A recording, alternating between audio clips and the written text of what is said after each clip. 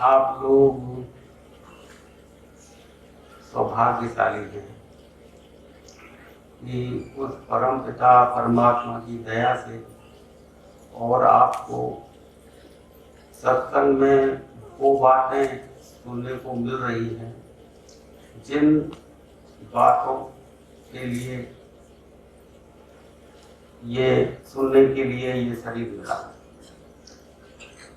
ये शरीर भगवान ने आपको इसलिए दिया कि आप इस जन्म मरण के चक्कर से छूट सके। यही योनि है आत्म कल्याण के लिए, और किसी भी योनि में आत्म कल्याण संभव नहीं है। इसी मनुष्य योनि में लोगों ने पाया है, चाहे वो राम है, चाहे वो कृष्ण है, चाहे वो कबीर है, चाहे रैदास है, चाहे वो मीराबाई है। कितने ही संतों ने, कितने ही लोगों ने उस परम पिता परमात्मा को इसी शरीर में जाना और अपना मोक्ष और कल्याण किया। तो वही बातें आपको सुनने को मिल रही हैं।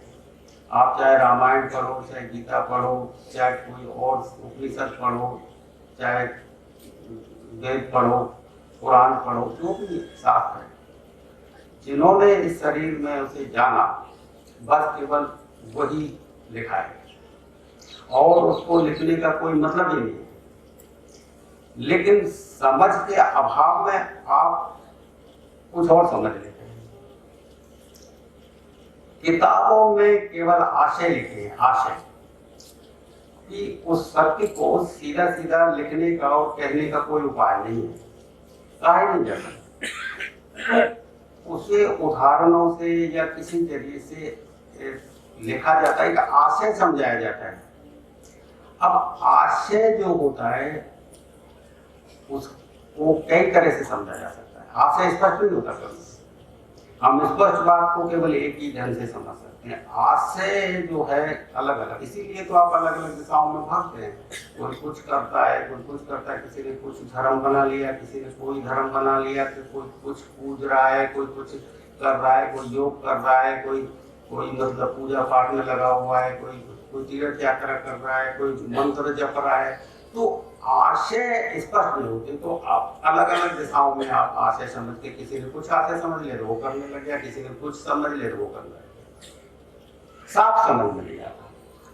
अब महात्माओं की मजबूर यह है क्योंकि साफ कहा नहीं जा सकता, क्योंकि केवल एक ही चीज ऐसी है जिसे साफ साफ नहीं कहा जा सकता। तो आप उसमें से भेद निकाल लेते हैं और अपने भेद से समझते। तो भजन में कहा है कि गुरु का ध्यान कर गया, बिना इसके नहीं करना। तो इसका मतलब समझते क्या होते हैं कि गुरु का ध्यान कर प्यारे का मतलब है कि गुरु जो बताए वो उस तरह से ध्यान करो। गुरु का ध्यान करने का मतलब ये नहीं है तुम जबरदस्ती गुरु को सामने लाने की कोशिश करो। वो जबरदस्ती नहीं आते। आप जबरदस्ती सोचो कि गुरु जी मेरे सामने आए, जिसको भी आप गुरु मानते हैं, तो वो सामने आए, ये प्रयास करने की बात नहीं करते। गुरु का ध्यान कर प्यारे का मतलब है गुरु जो बताए वो वाला ध्यान करो। गुरु क्या बताते हैं ये सवाल नहीं है। सवाल तुम्हारे हिसाब किताब का नहीं है, सवाल है उनके हिसाब किताब। क्योंकि आपके हिसाब किताब हैं वो आपके तरीके के, और जो महात्मा लोग होते हैं उनके हिसाब किताब कुछ अलग होते हैं जो आपकी समझ में नहीं आते। आपकी समझ के हिसाब से आपको बातें समझ पड़ती है, उनकी समझ आपकी समझ के हिसाब से नहीं होती। उनका स्तर कुछ ऊंचाई लिए हुए होता है, और ऊंचाई भी ऐसी नहीं होता कि आपसे थोड़ी बहुत ऊंचाई है। ऊंचाई भी इतनी है कि जैसे आप धरती पे हैं वो आकाश में, बस ये समझो। तो आप जैसा भी उनके बारे में सोचेंगे वैसा नहीं है, कुछ और है, कुछ और अर्थ निकल जाता है उससे। तो कहते हैं कि गुरु का ध्यान करते आगे कि गुरु जो रास्ता बताए, जैसे तुम देखो कि कबीर दास जी जो थे उनके लगी किनारे के तो थे, वो आ गए और वो उनके लगी कि मैं कोई गुरु बनाऊं। तो उस समय रामानंद जी जो है वो बड़े कुलीन जो थे घराने वाले, उनको गुरु बनाते थे। कबीरदास जी की जाति का ही पता नहीं था वो कौन सी जाति के थे। वो तो जंगल में एक तालाब के किनारे पाए गए ना उसकी माँ का पता, ना बाप का पता, ना उसकी जाति का पता। तो जिसकी माँ का बाप का पता नहीं और जाति का पता नहीं, तो उसको तो आज भी एडमिशन करना स्कूल में मुश्किल हो जाता है। आज स्कूल में जाओ तो एडमिशन मुश्किल क्या होता ही नहीं। तो उस समय भी था कि कबीरदास जी को मना कर दिया कि नहीं, हम तुम्हें शिष्य नहीं बनाते, तुम्हारा तो कुछ कोई है नहीं है, माँ बाप मतलब पता ठिकाना कुछ नहीं। अब कबीरदास की जिद सवार हो गई, गुरु तो होने चाहिए। उस समय के जो थे रामानंद जी, वो प्रचलित गुरु थे काशी में। जिसके जिद हो जाती है ना बेटा, वो किसी भी तरह से रास्ता खोज लेता है। और जिसकी जिद सवार नहीं होती फिर बहाने लगाता है कि इस बहाने से ये ऐसा हो गया इसलिए मैं ये नहीं कर पाया, वो ऐसा था इसलिए मैं नहीं कर पाया। ये थी कि जिद पक्की नहीं थी, फिर बहाने चलते। तो एक बार यदि हो गया दृढ़ निश्चय, तो फिर उसे कोई भी परिस्थिति नहीं बदल। सवाल परिस्थिति का है ही नहीं, सवाल है मन स्थिति का कि आपके मन में क्या है। दृढ़ता है, दृढ़ता है तो फिर रास्ते खुद ब खुद बनते हैं। और यदि आप परिस्थितियों की बात कहते हैं तो फिर बहाने लग गया, फिर ये बहाना लग गया, ये बहाना लग गया, ये बहाना लग गया। अरे आपके घर में आग लग जाए और आप दुकान पर बैठे तो फिर कहेंगे कि भाई ग्राहक था इसलिए मैं आग बुझाने नहीं आया। अरे कितना ही ग्राहक खड़ा रहे, उसको भी छोड़ के तुरंत शटर डाउन करके भागेंगे घर में, क्योंकि उस समय तो आग लगी है। तो वो ये थोड़ी सोचेंगे ग्राहक सामान ले जाएगा कि नहीं ले जाएगा, उस समय सोचेंगे मैं आग बुझाने जाऊं। तो दृढ़ता का मतलब है आग। यदि दृढ़ता हो गई तो फिर आप सोचेंगे नहीं कि ये परिस्थितियों का बहाना नहीं लेंगे किस लिए। तो कबीर साहब की जो दृढ़ता थी वो बड़ी मजबूत थी। ये दृढ़ता भी बेटा जन्मों जन्मों में आकर के लगती है। जन्मों में जब समेटते हैं ना, जन्मों में कहते हैं कि 84 लाख योनियां भोगने के बाद मनुष्य योनि मिलती है। 84 लाख भोगने के बाद फिर कहीं मनुष्य बनता है।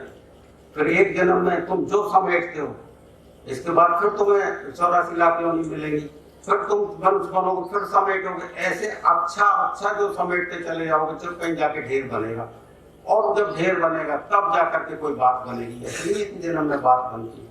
तो कबीर साहब जन्मों समेटते थे। जन्मों उन्होंने ऐसा समेटा कि बस इस जन्म में आकर के पुण्य बन गया उनको। और जैसे पुण्य बना तो वो दृढ़ता जो थी वो आग की लपट थी, ऐसी लपट थी कि वो रुक ही नहीं सके कि मुझे गुरु बनाना है।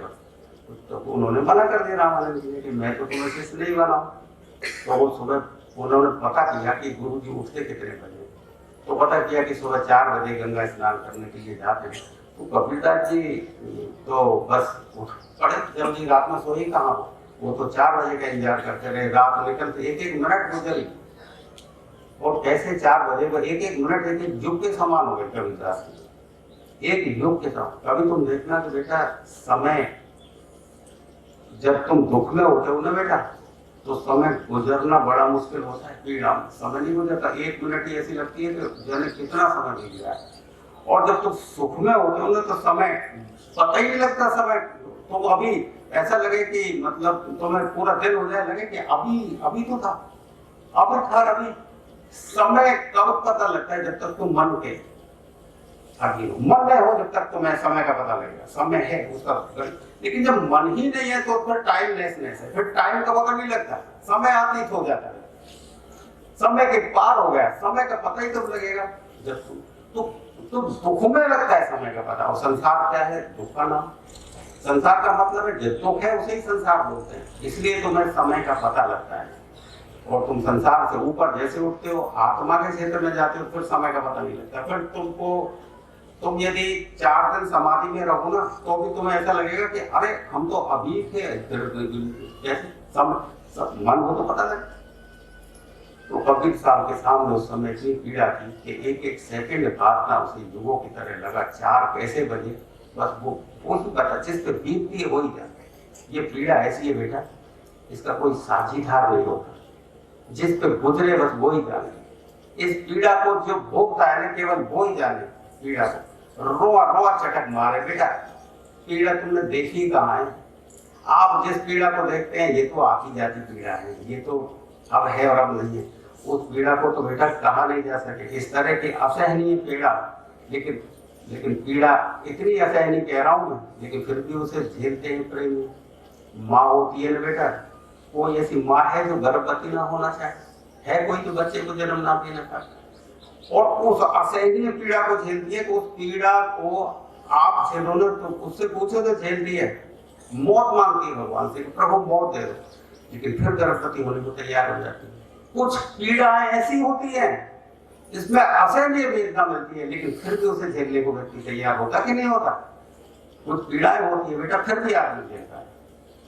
तो परमात्मा की पीड़ा, प्रेम इतना होता है बेटा कि उसको झेलने के लिए भक्त सहज रूप से तैयार हो जाता है, और उस रोए रोए को जो पीड़ित करने वाली पीड़ा है उसको झेलता है। और उसके बाद जो सूर्य उदय होता है बेटा, वो सूर्य इतना आनंददायी और इतना प्रसन्नचित करने वाला होता है कि फिर नाचता है, फिर जीवन उसका हरा भरा होता है। तो जो मैं ऐसा जानती प्रीत करत दुख होए, और नगर ढिंडोरा पीट प्रीत न करियो होए। उस पीड़ा में पीड़ा कैसी हो सकती है कि प्रीत, लेकिन फिर भी झेल रहे इस पीड़ा, क्योंकि प्रेम जो है ना पीड़ा से ज्यादा। तो कबीर साहब के सामने जो जो पीड़ा थी वो एक सेकंड काटना मुश्किल, 4 बजे और वो चले गए घाट के ऊपर, और जहां से वो रामानंद जी निकलते थे बस वहां उस सीढ़ी पर सो गए। जैसे ही रामानंद गुजरे और उनका पैर उससे टकराया, तो ऊपर से देखा कि कोई बच्चा सोया हुआ है, तो टकराया तो बोले अरे राम राम, ऐसे बोले। तो राम राम बोले और फट से आगे निकल गए। तो देखो लगन बहुत बुरी चीज होती है, कहते हैं ना गुरु का ध्यान कर, गुरु जो बताए वो करना चाहिए। तो कबीर साहब समझे कि गुरु ने तो मुझे दे दिया मंत्र, राम राम दे दिया, गुरु दीक्षा हो गई मुझे, उन्होंने मुझे देख के राम राम दिया, उन्होंने कोई और मंत्र नहीं जपा कर दिया, केवल राम नाम से ही तर गए। राम राम से कहता है कि गुरु के मुंह से जो निकला है वो है मंत्र। मंत्र क्या होता है बेटा? तो गुरु के मुंह से जो निकला है वो मंत्र है, वो हो जाता है मंत्र। मंत्र का और कोई मतलब नहीं होता।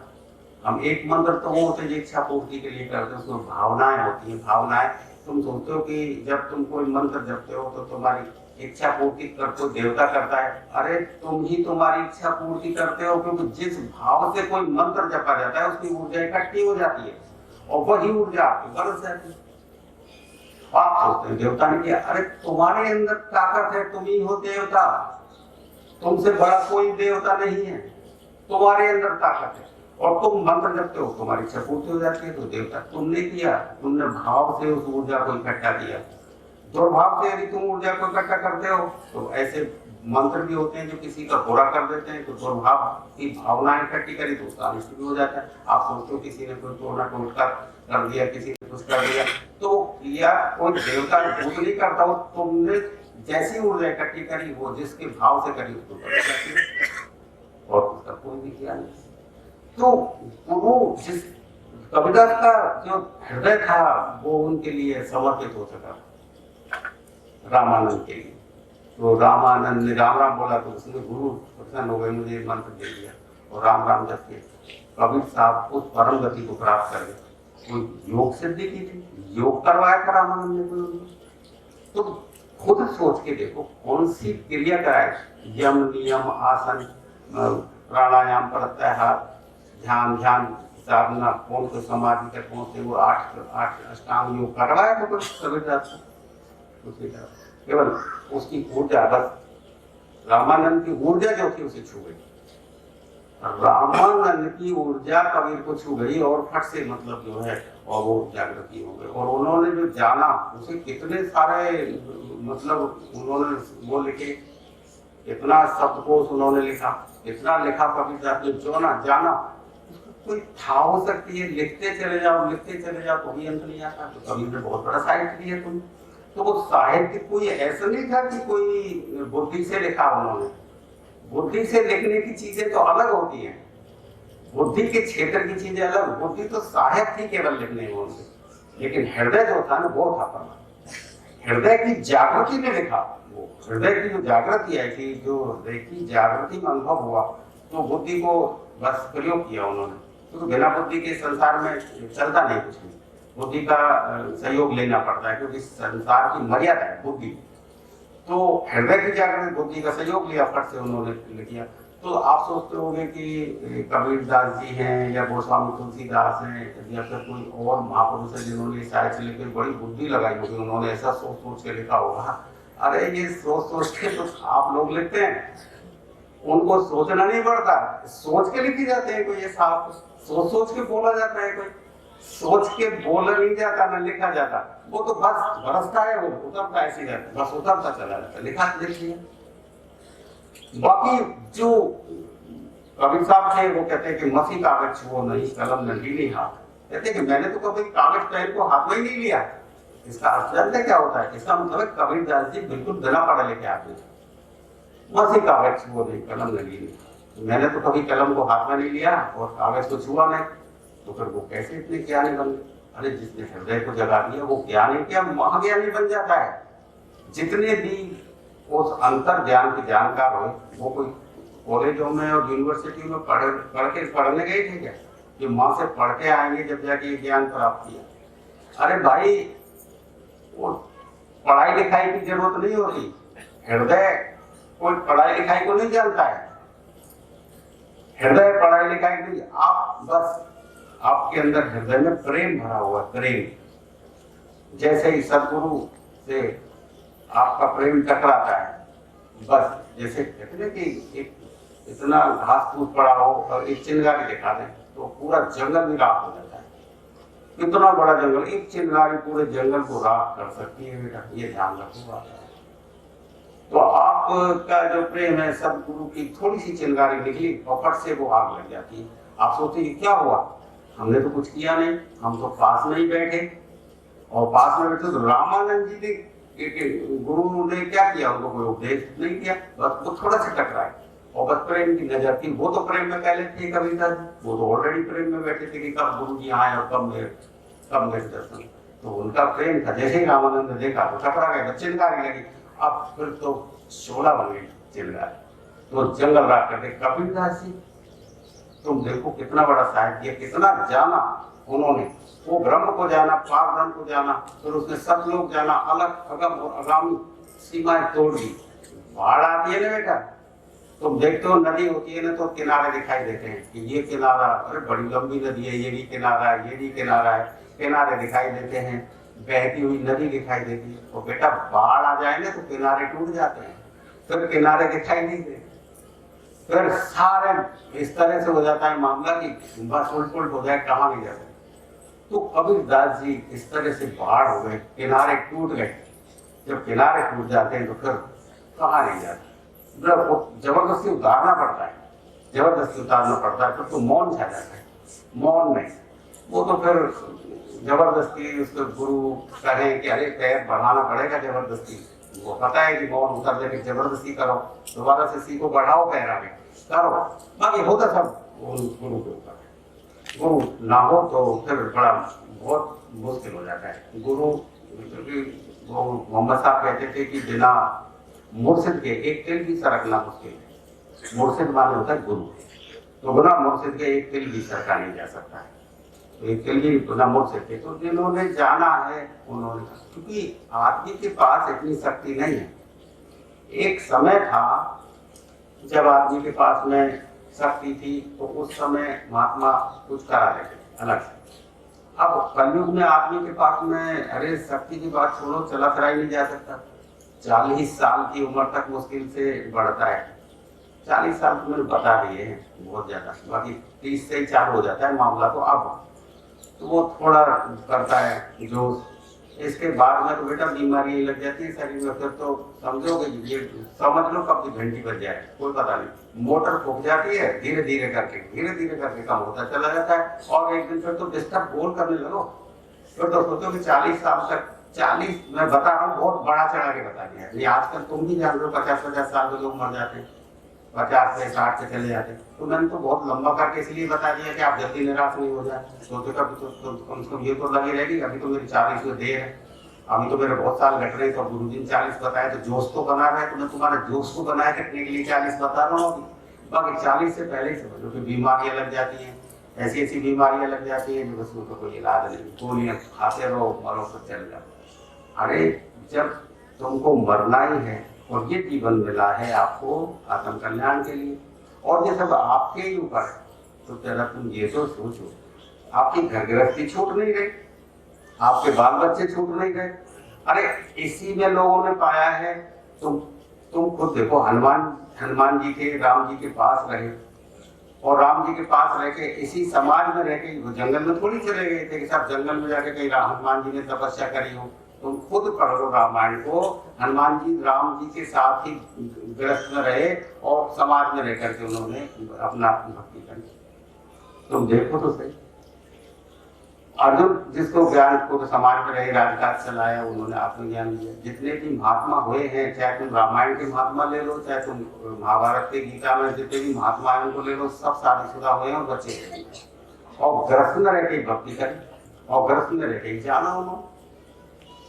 आपके दिमाग में पता नहीं किसी ने क्या भर दिया है कि साहब बिल्कुल जब मोटर फूक जाए जब भजन करेंगे। अरे तुम्हारे हाथ पैरों में दम नहीं रहेगी, कमर में दर्द रहेगा, चलने फिरने की बस ही नहीं है, माला पकड़ोगे फट से छूट जाएगी।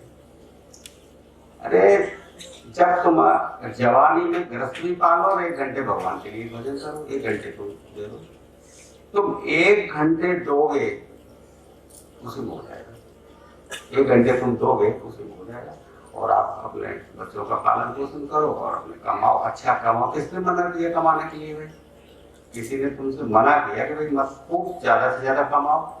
और मानो तुम भक्ति नहीं करते हो या तुम भजन में नहीं होते हो तो ये दुख सुख तो फिर भी आएंगे, और तुम भक्ति करोगे ना बेटा, सत्संग में आओगे। ये ऐसा मत सोचना कि दुख सुख जब नहीं आएंगे, ये तुम धारणा सोच लो हम तो इतने सत्संग में आ रहे हैं, हमारे तो दुख फिर भी आ रहे हैं। आप मत ही आना करेंगे। मैं तो शुरू से एक बात कह रहा हूँ कि कर्म जो करेंगे, कर्म जो करेगा तो वही फिर भोगना। मतलब जो कर्म आपने किए वो तो भोगने ही पड़ेंगे। वो तो सत्संग में आओ चाहे मत आओ, वो दुख सुख जरूर आएंगे। कहीं आप सोच लो, अपेक्षा बना लो कि जब हम तो सत्संग में जाने लगे, जब से हमारे तो ये दुखी लोग हैं, दुख नहीं आते, जब भी आते वो ये खटखटाहट में ही काम बनाना है तुम्हें, इसी दुख में ही और आत्मा को जगाना है। आप सोचते हैं कि सुख आ जाएगा जब हम भजन कर लेंगे, जब आत्मा जगा लेंगे, कभी सुख आएगा ही नहीं। अब तक आपके जीवन में कोई सुख आ गया हो तो मुझे बता देना कि गुरु जी हम सुखी होकर। संसार का मतलब है दुख, संसार का मतलब है एक के बाद एक दुख आता रहे। थोड़ी देर के लिए आप बहाने से आप सुख को मना लें, तो जन्मदिन के बहाने से कोई शादी में विवाह में अच्छे अच्छे कपड़े पहन के बैंड वाले के आगे नाच लें, जबरदस्ती सुख मनाने का नाटक कर लें, उसे सुख बोल दे, तो इसकी मैं नहीं कहता। ये तो जबरदस्ती का सुख मनाना है, कभी सुख नहीं है। एक आज दुख है, कल दूसरा दोहरा का आ जाए। आप सोचते हैं ये दुख चल जाए, किसी तरह चल जाए तो दूसरी तरह का आने तैयार। एक के बाद एक दुख की लेने लगे। वो कभी संसार का मतलब है दुखी दुख। तो आप ये मत सोचना कि दुख हटेंगे जब आप जो है कर लेंगे योग साधना, ये भजन नहीं हटेगा। इसी खटखटाहट में आपको करना। मैं कभी कभी आपको एक कहानी सुनाता हूँ। कहानियों का कोई और मतलब नहीं होता, जल्दी से कोई चीज समझ में आ जाए इसलिए कहानियां निर्मित की जाती है। कहानियों को कोई उद्देश्य थोड़ी है। कहानी का मतलब क्या है? कहानी के बहाने से कोई बात जल्दी समझ में आ जाए, ये है, और कुछ भी मतलब नहीं होता। तो जेठ मास की गर्मी में एक घुड़सवार जो है वो घोड़ा लेके चला जा रहा, तो घोड़े को प्यास लग गई। तो घोड़े को प्यास लगी तो वहां पास में एक कुआं था, और उसमें वो छोटी छोटी डिब्बियां रहती है ना, डिब्बियां नीचे से पानी खींच करके ऊपर लाती हूँ, बैल इस तरह चक्कर लगा पानी पीने के लिए। घोड़ा नीचे झुके और वो खटखट की आवाज आए तो घोड़ा पीछे हो जाए। तो वो घुड़सवार बोला कि उससे कुएं वाले से कि भैया इस खटखट को बंद करो, जिससे मेरा घोड़ा पानी पी सके। खटखटाहट से वो घोड़ा बेचक रहा है। अब उसमें सिस्टम क्या होता है कि वो ऐसे फिरती है और खटखट नहीं करे तो वो डिब्बी भी बंद हो जाती है, तो पानी निकलना ही बंद हो जाए। पानी जब तक ही निकलता है जब तक वो खटखट करे। अब वो किसान बोला कि देखो भैया, तो मैं पानी पिलाना है तो इसी खटखटाहट में पिला दो। मैंने खटखट बंद करी और ये पानी भी बंद हो जाए। तो आप ये कहानी से ये समझिए कि आप ये सोच लो कि ये खटखटाहट जो है ना दुखों की, कलेशों की, ये कभी खत्म नहीं होनी। ये घोड़े को पानी इसी खटखटाहट में पिलाना हो तो पिला लेना बेटा, ये खटखटाहट बंद नहीं होने वाली है। इस दुखों के घटने का इंतजार करना ही बस। हाँ, रास्ते से चलो, आप रास्ते से चलो, आप बुरी आदतें को छोड़ो, गलत बहुत सारी आदतें पढ़िए, आप पैसा बचाओ, बच्चों के ऊपर खर्च करो, आपके बच्चे खुश रहेंगे तो आप भी खुश रहेंगे।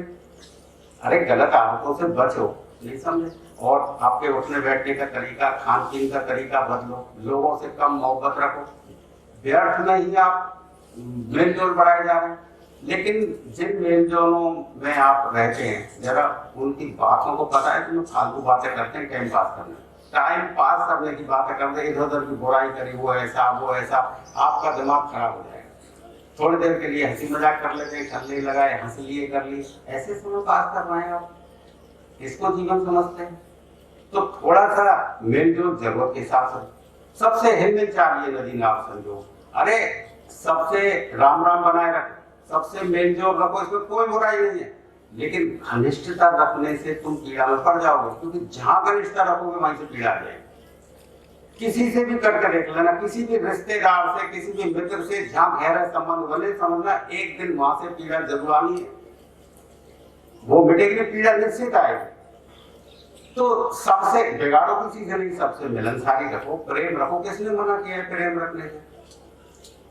प्रेम कोई गुना थोड़े, सबसे रखो। प्रेम तो वही है जो विस्तार पाए, वही प्रेम।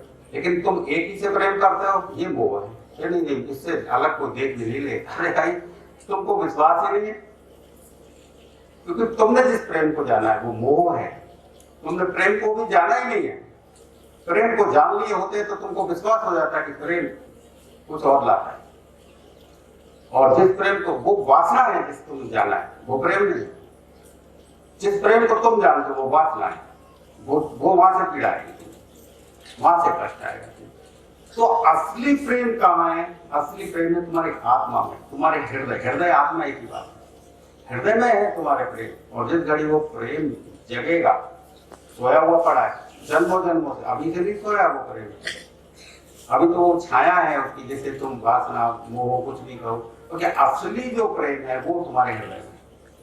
और जिस घड़ी वो जगह, वो सदगुरु के पास आओगे और एक चिंगारी भी पड़ी ना बेटा, थोड़ा सा भी हो गया ना, तो तुम्हें पता लगेगा कितनी फुहार आ रही है, कि तुम्हें इससे कंपेरिजन ही नहीं हुआ, कोई तुलना ही नहीं है, क्योंकि ये अलग है कोई चीज। तभी तो वो समझा नहीं सकते, जानते हैं वो समझा क्यों नहीं सकते? क्योंकि तुलना नहीं है। अभी मैं तुमसे बताता हूँ कई बार कि भाई अभी मैं कहती हूँ ऐसी हवाएं, ऐसा सूरज, ऐसा चंदा, तो ये तो तुमने देख लिया। अब लेकिन वो से मेल खाए तो बताओ, मेल ही नहीं खाता तो बता कैसे? तो एक ही उपचार रह जाता है भाई, खुद जान लो तो ही। अब जैसे मान लीजिए मैं कुछ भी खा लूं, मीठा खट्टा कड़वा कुछ भी खाऊं, तो इसे शब्दों में से कितना ही तो कह सकता हूँ तुमसे कि भाई मैंने मीठा खाया है, तो क्या तुम्हारा गला मीठा हो जाता है? ऐसे कहने मैं कहूँ कड़वा खाया है तो क्या तुम्हारे गले में कड़वाहट चली जाती है?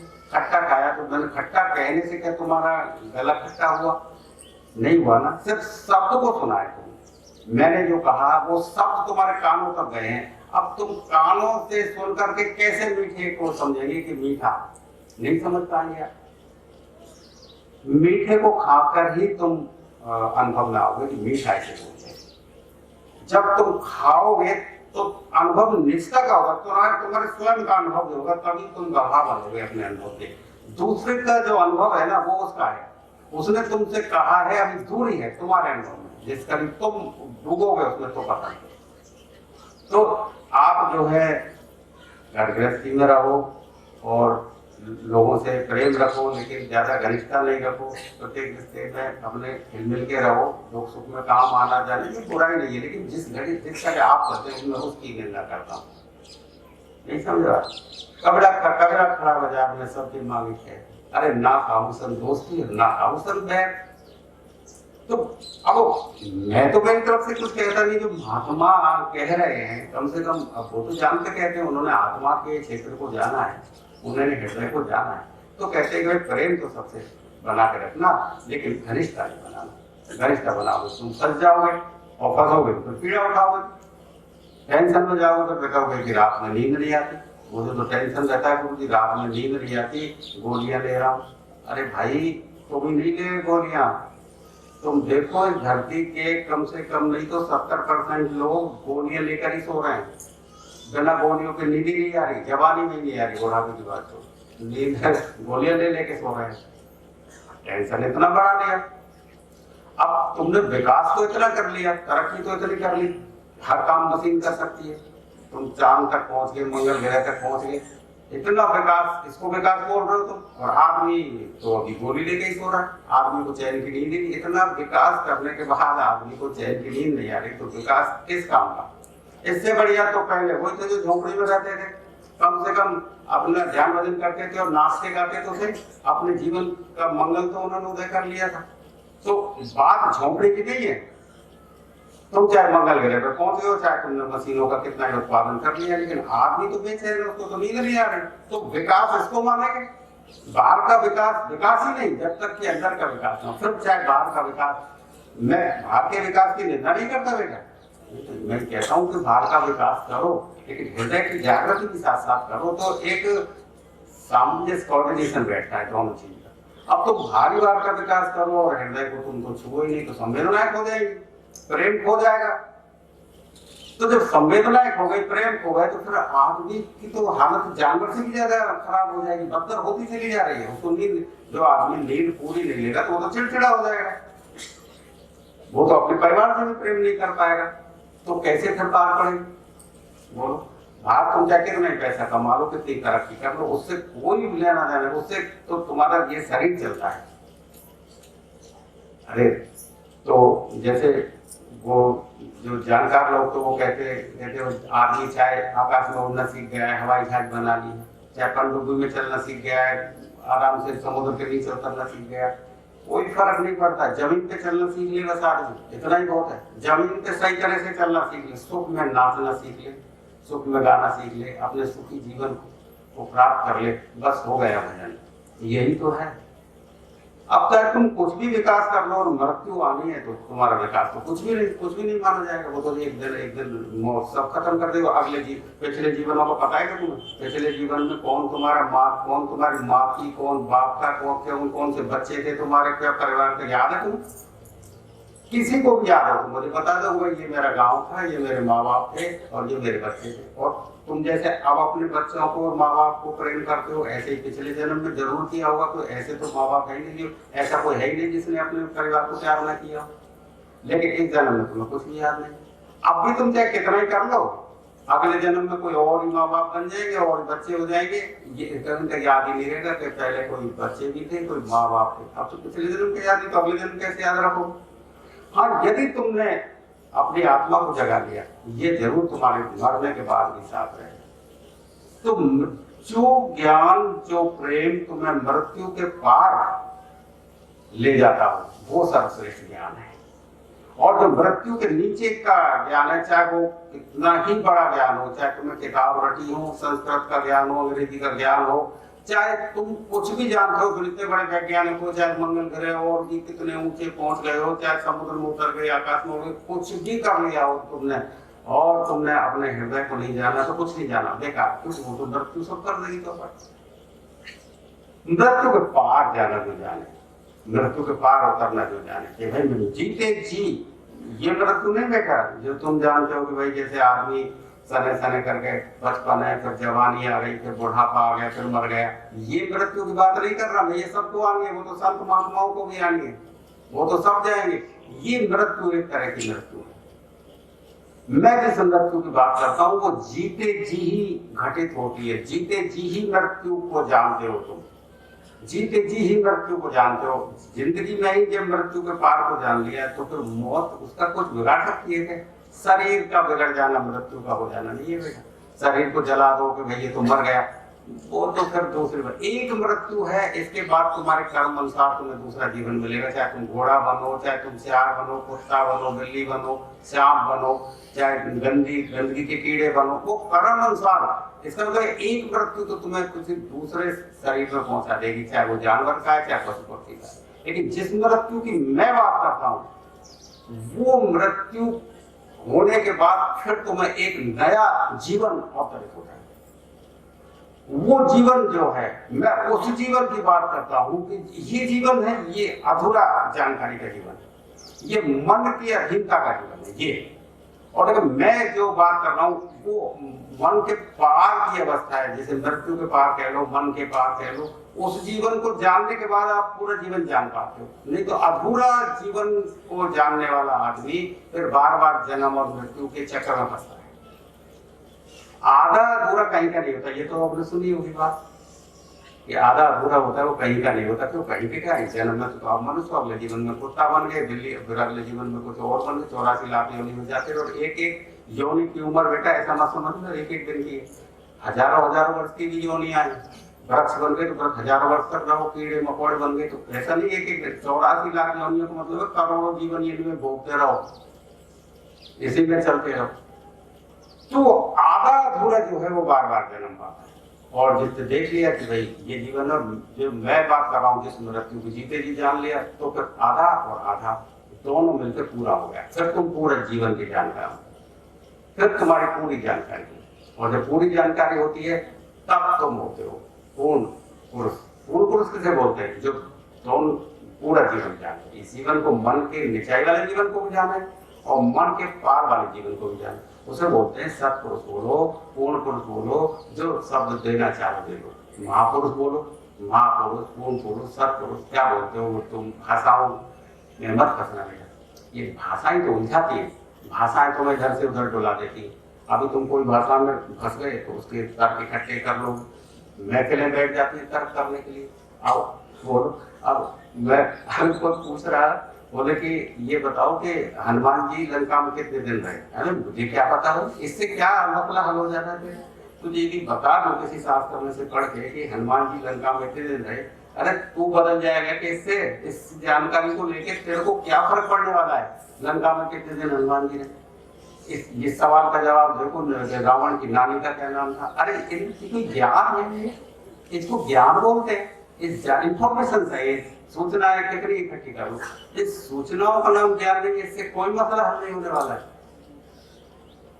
मसला होगा तुम्हारे बदलने से, तुम्हारे अंदर के जो बदलाव है, आमूल परिवर्तन, जैसे जो मन के पार का है, जो मन के अधीनता के बदलाव की नहीं कह रहा मैं, नहीं वो बदलाव वाला है। मन के पार जो अवस्था बनेगी, जिस जो बदलाव आएगा, वो चेंजिंग है, ट्रांसफॉर्मेशन। चेंजिंग की बात नहीं कर रहा, ट्रांसफॉर्मेशन की बात कर रहा हूँ।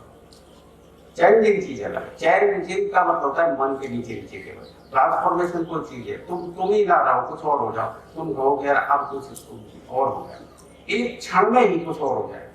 बरसों नहीं लगते ट्रांसफॉर्मेशन के लिए, ऐसा नहीं था कि बरसों लगे।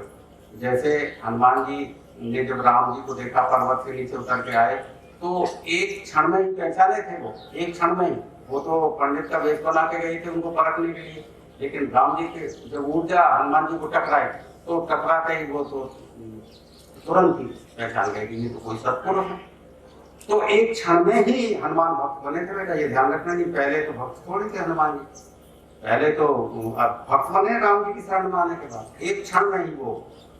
तो जैसे गोस्वामी महाराज देखते हैं कि उमा मरम ये कारण न जाना के, कहते हैं शंकर भगवान कि हे पार्वती, ये मरम की बात मुझे बताऊं मैं आज, कि उमा मरम ये काम न जाना, क्षण में प्रकट भगवान। तो क्षण में, जब शास्त्रों में लिखा है कि क्षण में हो सकता है, तो उसके लिए समय लगाने की जरूरत थोड़ी है। शास्त्र में क्या है, क्षण में, यानी एक क्षण में उसकी सदगुरु की ऊर्जा टकराई, बस एक क्षण में ही तुम नहीं रहोगे, तुम कहोगे कुछ और होगा। ये क्या हुआ एकदम एक क्षण में, बस हवा लगी फट से हुआ एक क्षण में। तो उमा मरम ये कहे, मरम की बात बताता हूँ तुझे हे पार्वती, क्योंकि पार्वती जागृत तो थी नहीं, वह केवल शंकर थे जागृत। पार्वती जागृत होती तो ऐसी बातें करने की जरूरत नहीं थी। बातें तभी हो सकती है जब एक जानकार और एक अनजान, तभी बातें आगे बढ़ेंगी। अब यदि दोनों व्यक्ति जानकार हो तो फिर बातें करनी क्या मतलब है, उतना ये जान रहा उतना मैं जान रहा हूँ, फिर फालतू बातें होती है, इधर उधर की बातें कर ली, बस वो भी समझ गया वो भी समझ गया, इतने में हो गया। तो पार्वती यदि जानकार होती तो शंकर जी को इतना कहने की जरूरत ही नहीं थी कि पार्वती में राज की बात बताऊं, तो खुद ही जानकार होती, वो जानती नहीं थी, तपस्विनी थी पार्वती, आत्मज्ञानी नहीं थी। तो उनको बताया कि हे पार्वती देख, ये आत्मज्ञान क्षण में भी हो सकता है, सदगुरु का प्रेम टकरा जाए, जैसे कबीर को टकराया रामानंद जी का, क्षण में हो गए। तो बच्चे टकरा जाए तो क्षण में प्रकट रहे भगवान, क्षण में ही वो उद्घाटन हो जाता है।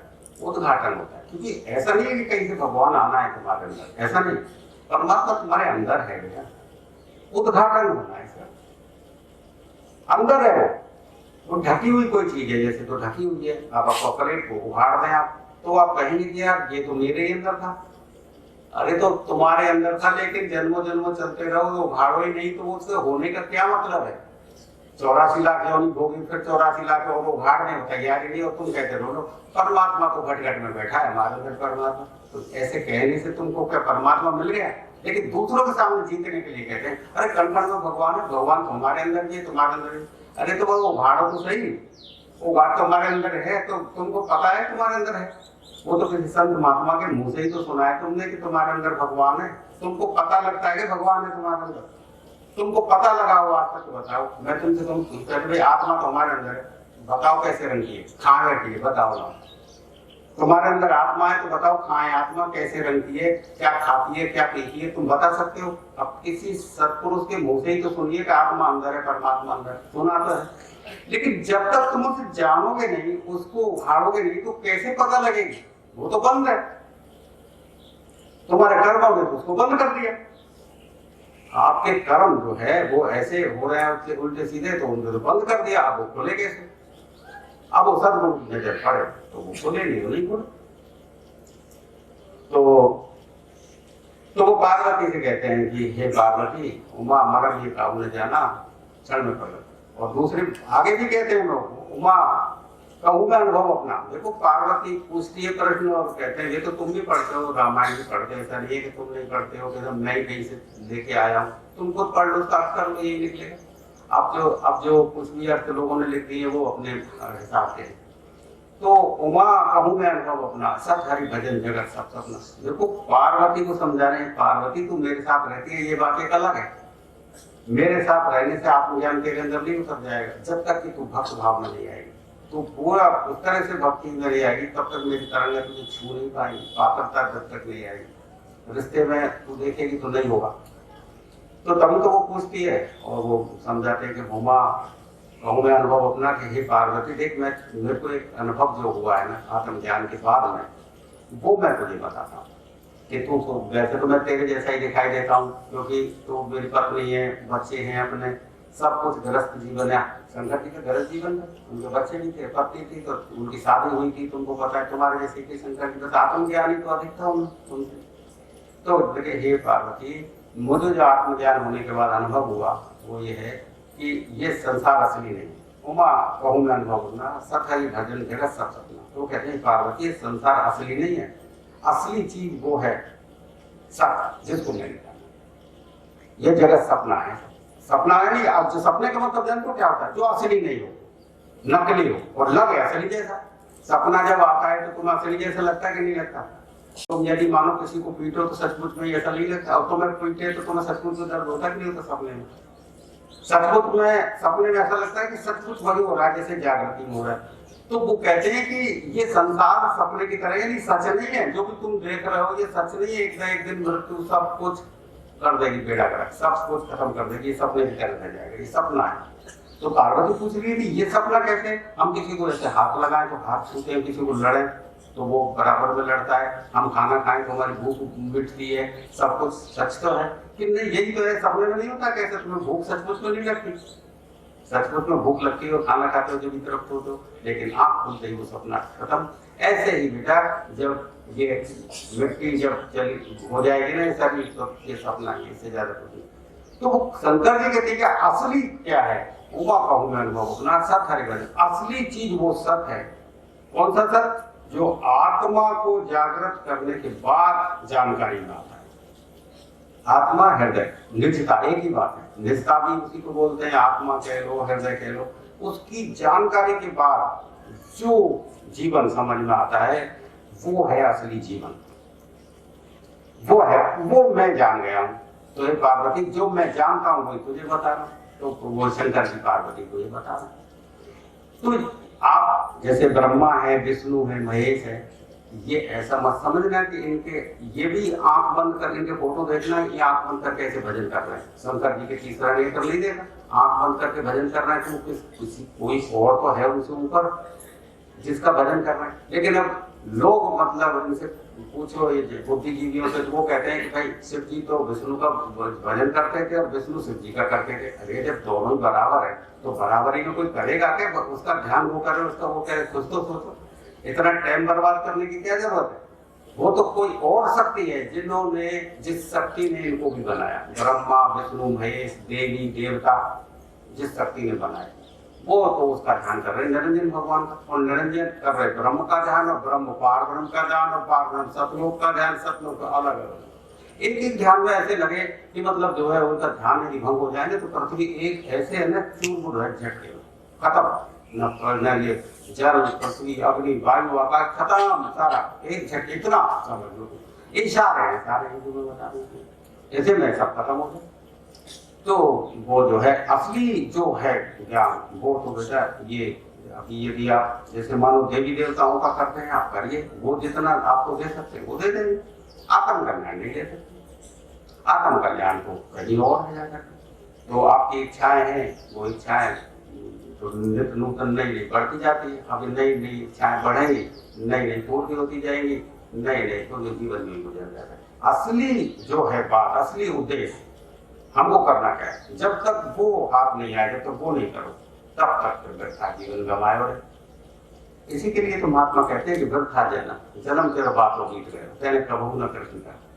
तो कबीर साहब के लिए मैं इसलिए कबीर साहब कहते हैं कि भाई तेने कभी भगवान को, असली भगवान को, कृष्ण का मतलब कृष्ण ये नहीं, कृष्ण का मतलब है अंधेरे से प्रकाश की, करीब माने अंधेरा और उसमें माने प्रकाश। तो अंधेरे से प्रकाश की ओर की जो यात्रा है ना उसके तेने कबहू न कृष्ण का। अरे तेने कभी इस अंधेरे से निकला ही नहीं, ये अंधेरा यानी अज्ञानता का, इस अज्ञानता से तू कभी बाहर ही नहीं निकला तो तुझे पता कैसे लगे जीवन जन्म तेरा बात होगी। अरे इधर उधर की करने में जीवन भी बता दी, ये तेरा ये मेरा ये उसका, तो मर ही जाएगा, किसका रह जाएगा यहाँ। तो यही बात मतलब जो है कृष्ण भगवान अर्जुन को समझा रहे गीता में कि अरे अर्जुन तू असली बात को समझ।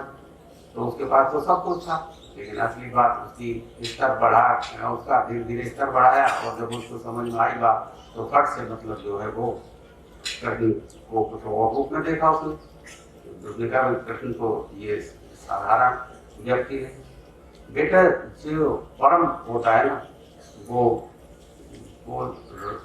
शहंशाह भी होता है, सम्राट भी होता है, भिखारी भी बन जाए वो, ये समझ लो। कृष्ण का जीवन तुम देखो, वो कितने बड़े परम मतलब सम्राट थे, धरती के ऊपर चक्रधारी, और बेटा एक साधारण आदमी के और वो है ना रथवान भी बन गए। तो वो ऊपर भी चढ़ जाए नीचे उतरने में आए ना तो वो साधारण ऐसे बन जाएंगे, कुछ है ही नहीं बिल्कुल पहचान ना लगता। अभी वो साथी भी बन जाते हैं और अभी वो सिंहासन पर आगे सबसे बड़े राजा भी बन जाए। तो उनको ऐसा नहीं होता सड़क पे आने में कोई देर लगती है कि ऊपर जाने में, ये तो उनको करने पड़ते हैं प्रयास, वो तो ऑलरेडी सारा। तो आप किसी चीज को समझेंगे तो समझ में आ जाएगी और यदि नहीं समझेंगे तो आपको कुछ समझ में नहीं आएगा।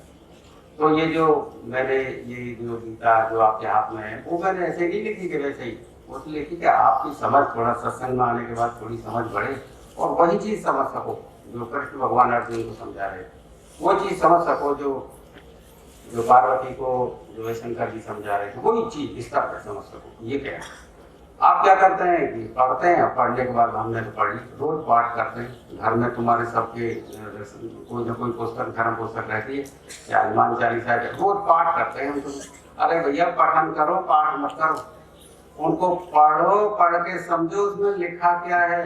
जब बदलेगा जीवन उधर पाठ करने से नहीं होने वाला है कि पाठ करके रोजे साहब मैं तो 7 बार हनुमान चालीसा रोज तो पढ़ते रहो। जब इसी से तुमको पार पड़ रही है तो पढ़ो, तो करो, जैसे कर रहे करो। तो यदि उसको समझोगे तो फिर पाठ करो, फिर तुम्हें हनुमान चालीसा फिर पता लगे पाठ करने का फिर क्या मतलब होता है। यदि समझ में ही नहीं आया तो वैसे ही बिना समझे ही तुम करते चले जाओ तो अभी से मैं ये नहीं कहता कि तुम हनुमान चालीसा मत पढ़ो लेकिन समझो तो सही उसमें क्या है। हनुमान जी तो भक्त थे, उन्होंने आत्मज्ञान के लिए पूरा जीवन न्यौछावर कर दिया गुरु के लिए, वो तो करो। अब वो तो उन्होंने तो अपने आत्मज्ञान को लेने के लिए पूरा जीवन लगे रहे और तुम उनसे वैसे ही कुछ संसार का ही कुछ मांगे चले, संसार का तो वैसे ही मिल जाएगा, संसार का तुम कोशिश करोगे तो वैसे ही मिल जाता है। तो बेटा ये चर्चाएं मैं आज होली भी खेलूंगा।